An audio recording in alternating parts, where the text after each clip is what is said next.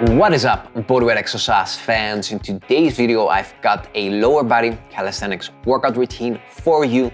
Now, usually I like to train whole body most of the week, but this is a great alternative that I like to focus on, either because, I'm just feeling like training my legs more, or if it's the end of the week and I realize that I haven't done enough lower body work. So lower body, highly important, don't neglect this part of your body like most calisthenic trainees. There are ways to train it. There are great exercises to do.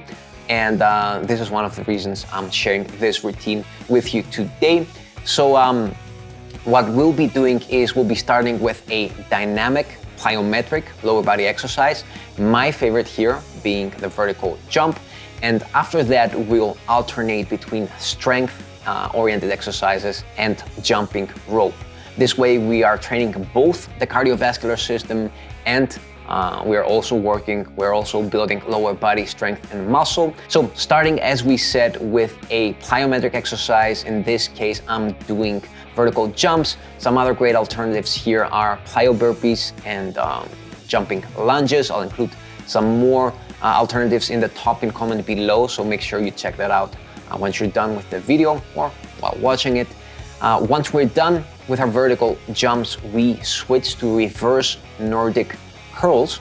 Now, this is a great exercise, especially for knee health, but also building the quadriceps, which consists of 4 muscles. But what happens when you work on more traditional knee dominant exercises all the time is that you leave one of those 4 muscles quite untrained. So you neglect one of those muscles, and that muscle is the rectus femoris. The reason this doesn't happen with reverse Nordic curls is because your hips are in full extension, which allows you to target this muscle a lot better. So in summary, the reverse Nordic curl is a great exercise with a big component of eccentric loading, which means, strengthening the muscles while they are lengthening. Moving on to our next exercise, we have jumping rope. For beginners, I would recommend anything between 30 and 50 reps here. For intermediates, I would recommend anything between 60 and 80 reps. And for more advanced trainees, I recommend 100 skips or more. Between exercises, I recommend resting anywhere between 20 and 30 seconds, just enough for your heart rate to go down so you can perform the next exercise without feeling hold back, but not waiting too much that your heart rate drops and we don't have that high intensity interval training effect. So after our jumping rope, we move on to glute bridges. I like to do these with a mini band. You can also use a bigger band. There's a way that you can tie this, the bigger band on your feet in order to do the exercise with some extra load on the hips and therefore activating your glutes more. Whatever kind of band you have. If you don't have any bands, you can also use a belt. So just put a belt around your knees and push outwards really, really hard during the whole part of each repetition. Once we are done with our glute bridges, we've got again jumping rope.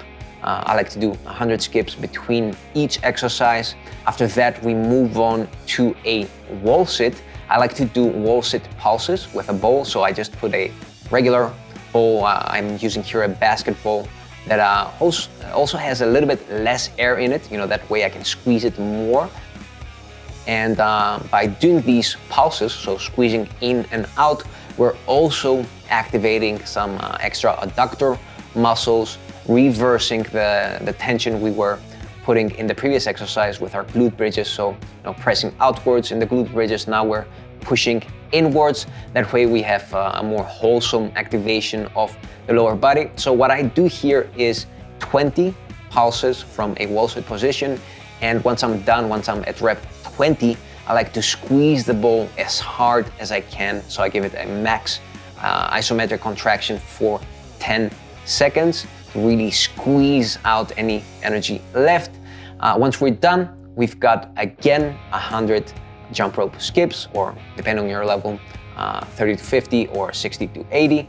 After we are done again with our jump rope, we move on to single leg calf raises. Now, this is definitely an exercise that is underrated and so an exercise that I've wrongly not focused on in the past.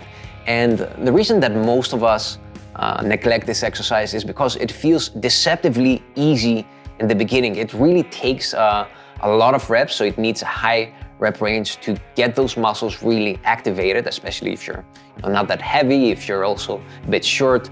I mean, I'm 176 or so in height, and I'm relatively light. I'm 75 kilos. So, when you have that kind of build, it can take a lot of reps, but once you reach that high rep range, that sweet spot where the muscle starts to fatigue, you realize how good of an exercise this is. For me, I start to feel that burn around rep 27, and around rep 34 or 33, I'm done. My calf is completely burned out.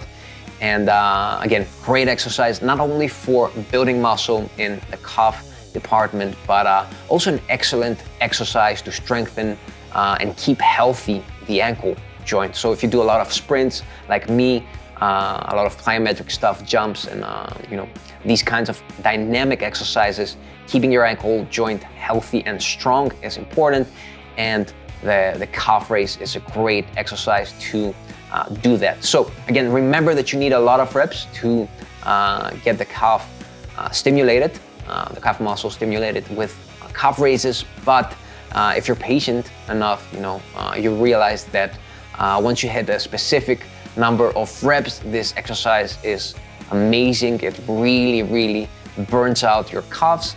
So that was the workout for today. I like to do 3 of these rounds. My first round is more of a warm-up round, so I take it a little bit more easy during the first round, and I try to push it really hard during round 2 and 3. If you have any other questions, make sure you ask me. I always try to do my best to get back to every single one of you. Before you leave, make sure you check out the top pinned comment below, where you can find an outline of today's workout, more details, more alternatives for exercises that might not be practical for you.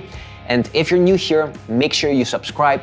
Bodyweight Muscle is a calisthenics approach to fitness that keeps things simple, practical, and effective. You won't find extreme and complicated stuff here. This is a channel for the average guy that wants to stay in shape and doesn't have a ton of hours to train every single day. That was all, and until next time, keep on training.